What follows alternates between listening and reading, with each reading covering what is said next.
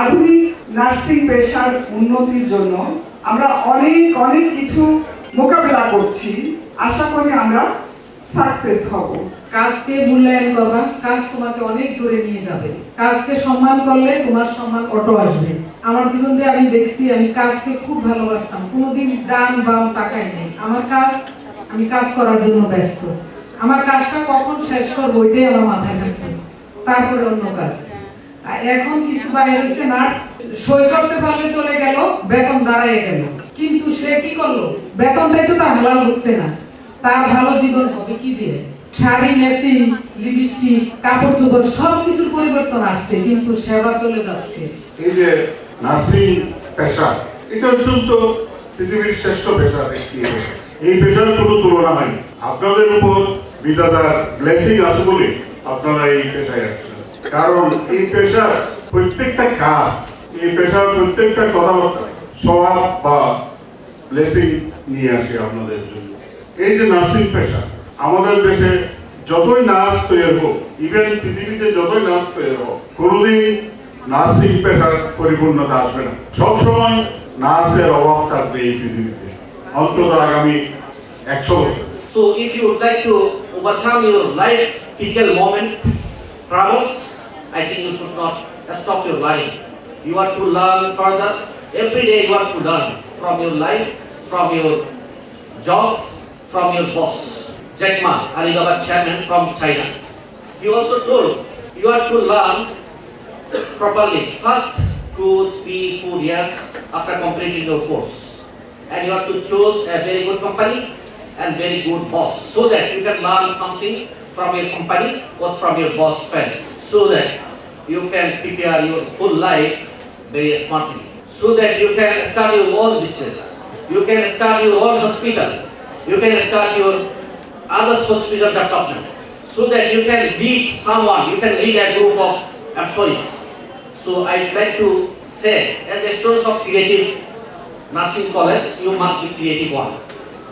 If you follow our instructions, if you follow the instructions of your teacher, it is not impossible. You are to be leader. Why people or students will not be leader? Only because of themselves, because they feel that whenever we stop our study, we should not study further. We should not learn further. We should not give the time to our company. As our principal, one of the speakers already have told, we always think how actually we just come to the office and how we actually just leave the office. This is the trend of the country right now. We have to consider ourselves. Even in my offices, sometimes I see, sometimes people or officers and teachers consider them. How much we are having? Why you will give more of effort? I think you are betraying with your life. Whenever you get any job, how much you are having? What is the facilities you are having? It's not a matter of fact. Your responsibility to provide quality work, quality teaching, quality time to your office where you work. If you do so, I think in future you must get your opportunity from your own. You must be a leader in future. So I'd like to say something to our existing students. Please, you have a lot of time in your hands. Don't destroy your time. As a student, you must study 4 to 5 hours daily. If you study, I think you will be leader, future leader of our country. You can contribute yourself for your society, for your country, and apart from your country, for the world. You can contribute your parents. Polytechnical ইনস্টিটিউটে একটি seminar না কর্মশালায় গিয়েছিলাম। জাপানি প্রশিক্ষকরা আমাদের আসলে কর্মশালায় train up করছিল। তো তিনি এক পর্যায়ে আমাদের ক্যাম্পের কথাই বলছিল যে আপনাদের এই যে সার্টিফিকেট আছে না, এই সার্টিফিকেটের কোনো মূল্য নেই। আপনারা বাংলাদেশের মানুষ সার্টিফিকেট দিয়ে দৌড়াদৌড়ি করে। 99 সালের কথা। তো আজকে 2025 সাল। আমার এই 2025 সালে এসে জাপানি সেই প্রশিক্ষকের কথা আমার মনে পড়লো। এই কারণে মনে পড়লো যে 1999 সাল আমাদের যেটা বলেছে, আজকে 2025 সালে এসে আমরা এই ধরনের কর্মযজ্ঞগুলো করছি। আমি 2-4-5 বছর আগে থেকে মূলত এই যে নার্সিং ইনস্টিটিউট সহ আমাদের দেশের প্রেক্ষাপটে সত্যি দুঃখজনক। তবে আমরা আশাবাদী যে এখন ওসমান ভাইদের মতো মানুষ যারা এই ধরনের ক্রিয়েটিভ চিন্তা ভাবনা করে, তো আমি আশা করছি এই ধরনের নার্সিং ইনস্টিটিউট সারা বাংলাদেশে গড়ে উঠবে, আমাদের দক্ষ জনশক্তি গড়ে উঠবে।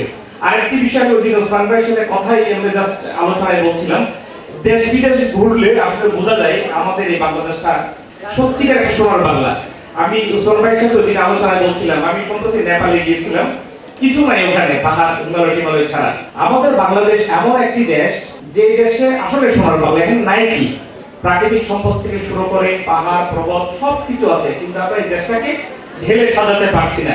আর বেসরকারি উদ্যোক্তারা যখন এই কোনো কর্মযজ্ঞ করে, শিক্ষা খাত, স্বাস্থ্য খাত বা যে কোনো খাতে, তখন পেছন থেকে মানুষ টেনে ধরে।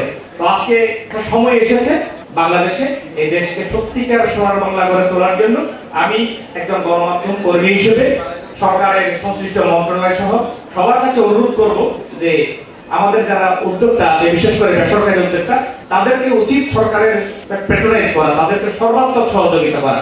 বাংলাদেশের মানুষ বা আমরা যারা নাগরিক আছি, আমাদের একটা ধারণা ছিল আমাদের সন্তানরা আমরা সবাই বদলে গেছে, সবাই মাদকে শেষ হয়ে গেছে, তারা অধপতনে গেছে।